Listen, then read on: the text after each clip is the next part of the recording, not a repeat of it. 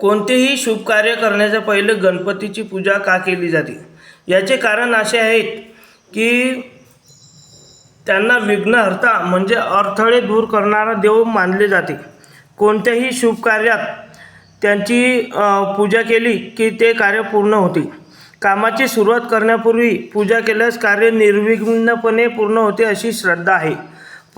पौराणिक कथेनुसार एकदा सर्व देवांमध्ये श्रेष्ठ कोण यावरून वाद निर्माण झाला. तेव्हा शंकराने जो पृथ्वीची परिक्रमा करून लवकरात लवकर येईल त्याला प्रथम पूजेचा मान मिळेल असे सांगितले. कार्तिकेय आपल्या वाहनावर बसून परिक्रमेला निघाले, पण गणपतीने आपल्या माता पित्याला संपूर्ण विश्व मानून त्यांच्या भोवती प्रदक्षिणा घातली. गणपतीच्या या भक्तीवर प्रसन्न होऊन शंकराने त्यांना प्रथम पूजेचा मान दिला. हर हर महादेव.